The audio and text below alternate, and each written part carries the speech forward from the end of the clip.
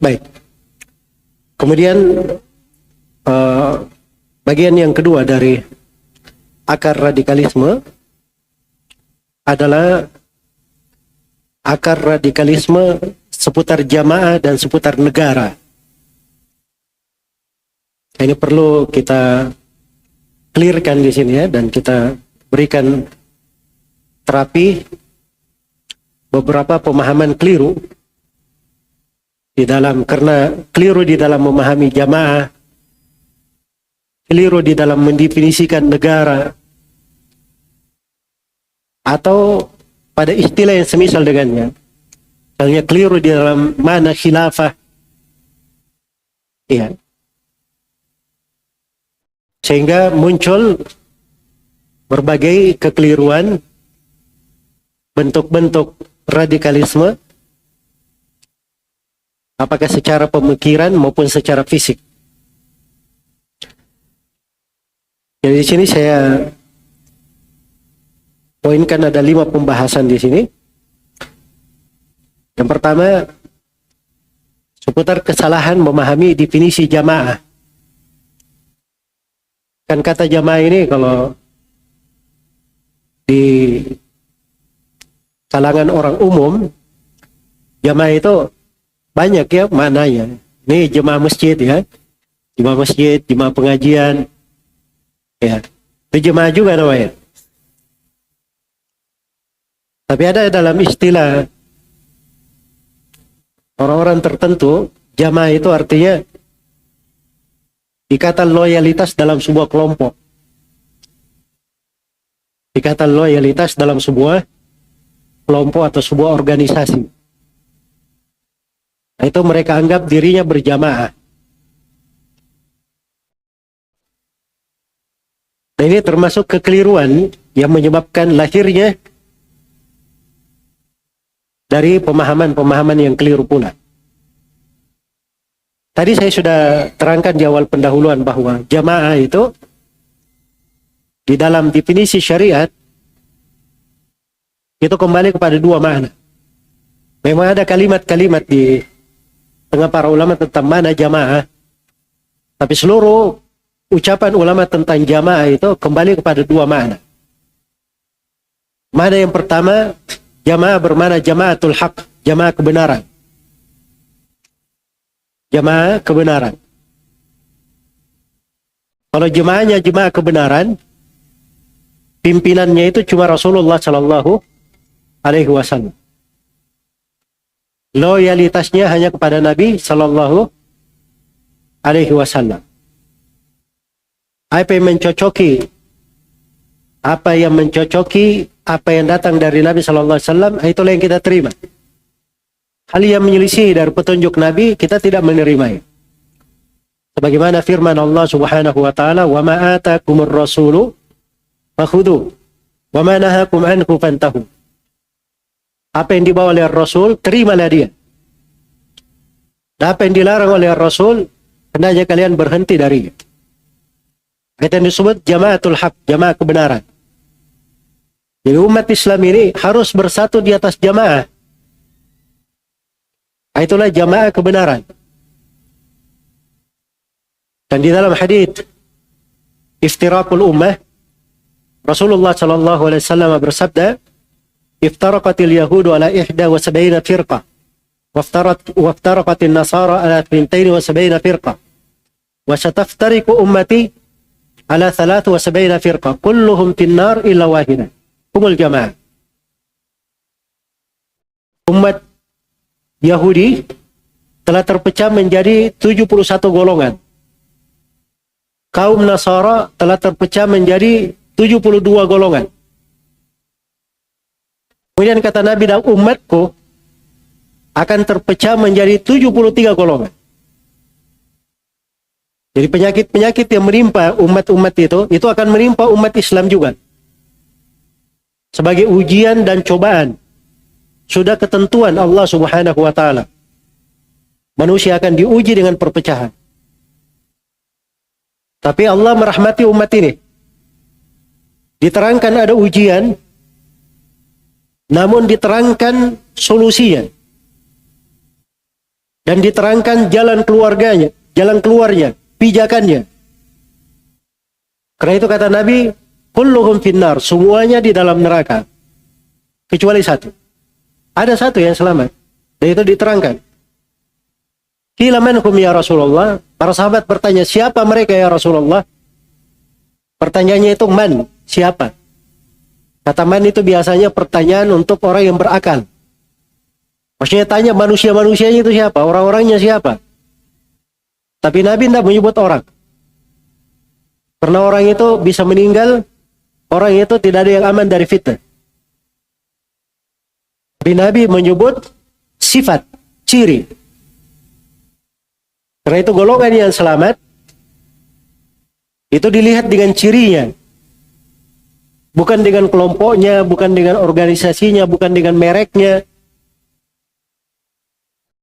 Sifat mereka adalah al-jamaah.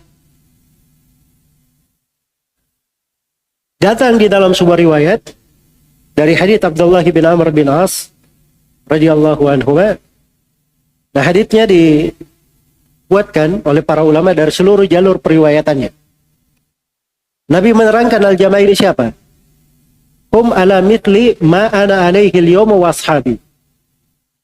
Mereka ini adalah orang-orang yang berada di atas petunjuk yang saya dan para sahabatku berada di atasnya pada hari ini. Jadi Nabi memberi gambaran al-jamaah adalah siapa yang berada di atas petunjuk beliau dan petunjuk para sahabatnya. Jalan para sahabatnya. Inilah jamaatul haq. Inilah jamaah kebenaran. Kalau jamaah dengan makna ini, umat Islam itu tidak boleh ada berkelompok-kelompok, bergolong-golongan. Nah, boleh membuat dari jemaah-jemaah seperti yang ada sekarang ya, ikatan-ikatan loyalitas dalam sebuah kelompok. Tidak boleh.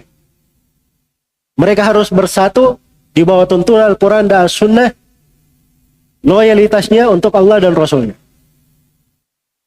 Itu jemaah dengan mana yang pertama. Jemaah dengan mana yang kedua adalah jamaatul abdan.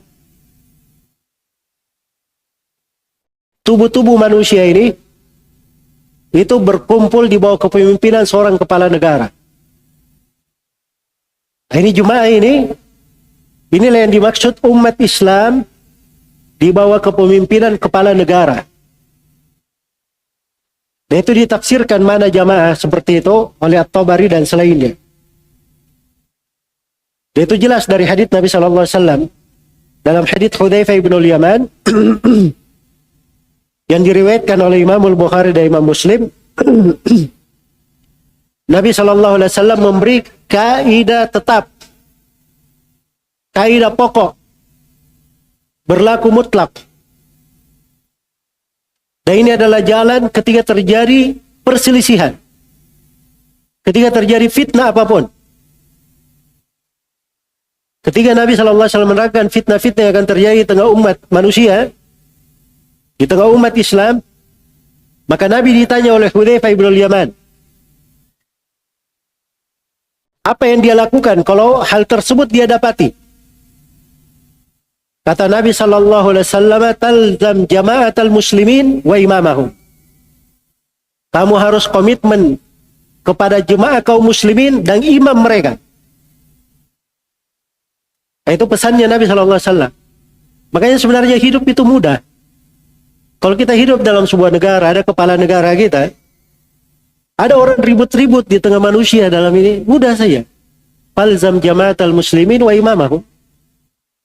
Kamu komitmen bersama jamaah kaum muslimin dan kepala negara. Lihat saja apa yang dipegang oleh kepala negara, oleh imam. Itu yang benar. Ikuti itu. Iya. Ikuti hal tersebut. Itu sudah solusi dari Nabi SAW. Dan Nabi yang mengajak, mengarahkan ke situ. Dan Nabi tidak pernah menerangkan, periksa dulu, barangkali kepimpinanmu itu salah kebijaksanaannya. Barangkali harus ada yang dikoreksi. Iya. Nah, seperti itu. Ada kesalahan sekalipun. Iya. Ada kesalahan sekalipun. Maka pada hal tersebut, itu lebih banyak kebaikannya daripada dia bersendiri dan berpecah-pecah. Karena itu kata Ibnu Mas'ud radhiyallahu taala anhu, "Ma tuhibbunahu fil furqah atau ma tuhibbunahu, ma takrahunahu fil jamaah khairun mimma tuhibbunahu fil furqah."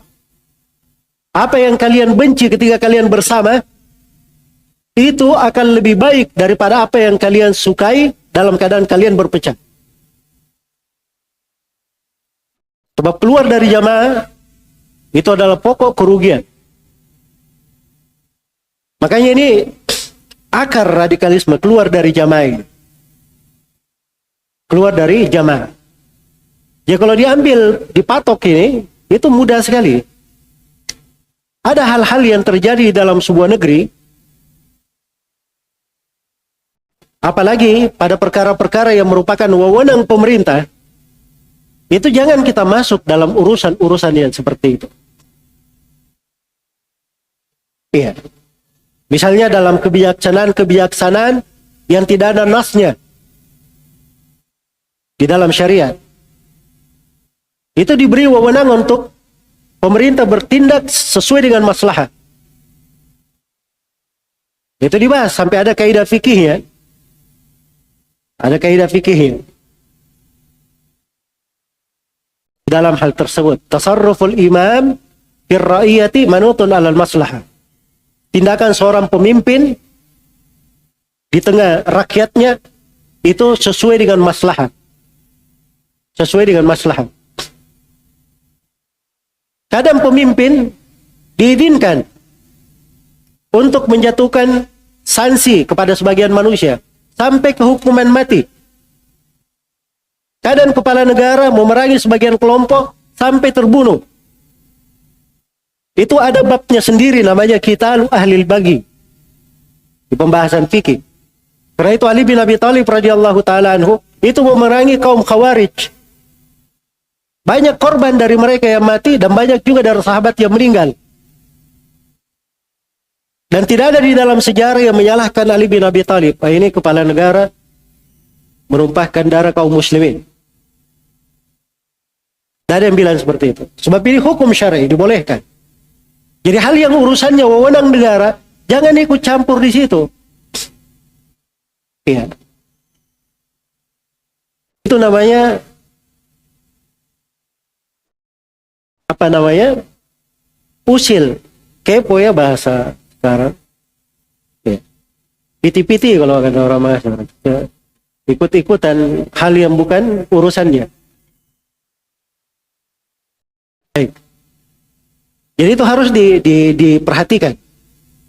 Ini dari dasar penting ya, yang hendaknya dipahami. Jadi kekeliruan di dalam masalah jamaah ini. Iya. Jadi jamaah ini ada kaitannya dengan masalah hak pemerintah itu tadi. Makanya ketika disebutkan hadits yang dipakai dalil oleh orang-orang supaya berjamaah harus ikut di jemaah dia, sering dia pakai hadits itu. Ini ada di beberapa kelompok, semuanya pakai hadits itu. Man faraqal jama'ata qaida shibrin mata mitatan jahili. Siapa yang meninggalkan jamaah walaupun sejenggal, kemudian dia matinya mati jahiliyah. Kamu keluar dari jamaah, hati-hati kamu. Mati jahiliyah. Padahal ini kelompoknya. Ada nama kelompoknya. Jelas ya? Diancam, keluar dari jamaah mati sejenggal. Apa namanya? Mati jahiliyah. Kalau hakikatnya dia salah paham. Kalau hukum sebenarnya, mereka ini kalau meninggal dalam keadaan meyakini jamaah mereka seperti itu, keluar dari kepemimpinan kepala negara, mereka ini yang mati jahiliyah sebenarnya. Sebab jemaah yang dimaksud di situ kan kaum muslimin dipimpin oleh kepala negara. Jadi kalau dia bikin kelompok di dalam jemaah kaum muslimin, itulah yang mati jahiliyah namanya. Itu dari sudut bahayanya bikin jamaah-jamaah. Belum lagi terjadi pelanggaran-pelanggaran lain di situ. Nanti tidak boleh menyerahkan zakatnya ke pemerintah. Iya. Nah ini banyak ya orang-orang yang seperti itu. Ada yang dalam bentuk jamaah, ada yang dalam bentuk lembaga-lembaga. Bikin lembaga-lembaga, kalau diurusnya pergi ke Basnas juga, minta peresmian, diresmikan lembaganya. Tapi keyakinannya ini zakat haram diserahkan ke negara. Makanya kita kelola sendiri, minta izin. Dan ini keliru di dalam memahami. Karena salah satu tugas pemerintah itu adalah mengumpulkan zakat. Ya tapi maaf ya, ini di Indonesia tidak dikelola langsung oleh negara. Memang ada badannya. Ya, ada badannya, cuman mengatur saja. Mengatur. Tapi harusnya pada dasarnya di masa Nabi itu orang menyerahkan zakat, baru menyerahkan zakat itu kalau dia serahkan kepada Nabi Shallallahu Alaihi Wasallam. Makanya Nabi itu ada pekerja-pekerjanya. Ada namanya ummal, su'a kalau bahasa ini ya, yang pergi mendatangi orang yang punya hewan ternak, ya orang yang punya hasil bumi, pedagang. Nah, ini semua yang mengumpulkan zakatnya. Sebab itu nanti kemaslahatannya dikembalikan kepada kaum muslimin. Membersihkan harta mereka. Kemudian harta yang dikumpulkan dari zakat ini diberikan kepada siapa yang berhak di tengah kaum muslimin. Makanya hidup negara itu ada kedaulatan ekonominya. Ada kedaulatan ekonominya. Makanya kalau hukum-hukum Islam itu diterapkan dengan benar, itu tidak diperlukan, tidak perlu dikhawatirkan. Pasti kekuatan negara akan kelihatan dari segala sudut. Akan kelihatan kekuatan negara itu dari segala sudut. Termasuk kedaulatan di dalam ekonomi. Sebab harta itu tidak berkumpul pada orang-orang tertentu saja. Tidak dipegang oleh beberapa gelintir manusia saja. Tapi harta itu berputar di tengah banyak orang. Akhirnya hidup di dalam negara tersebut. Makanya zakat itu diserahkan ke pemerintah juga asalnya. Tapi kalau pemerintah tidak mengharuskan, ya maka kita bisa mengeluarkannya sebagaimana yang diperintahkan oleh syariat. Hanya sini dari pemahaman tidak boleh katanya, sebagian orang radikal itu tidak boleh serahkan zakat ke pemerintah. Iya. Itu keliru di dalam memahami. Ya, sama dengan pemerintah jangan ikut campur urusan masuk keluarnya bulan Ramadan. Itu bukan urusan pemerintah. Ini juga pemahaman radikal. Walaupun diucapkan oleh sebagian ormas. Kalau saya beri hukum syariahnya itu pemahaman radikal. Iya. Kenapa? Sebab disepakati oleh para ulama. Disebutkan kesepakatan oleh Ibnu Abdul Bar dan selainnya. Diterangkan oleh Ibnu Jama'ah di dalam buku beliau tentang hukum-hukum seputar penguasa. Beliau jelaskan bahwa salah satu wewenang pemerintah adalah menentukan masuk dan keluarnya bulan. Menentukan hari raya dan selain hari raya. Itu wewenang pemerintah. Dan itu dari konsekuensi jamaah namanya. Iya.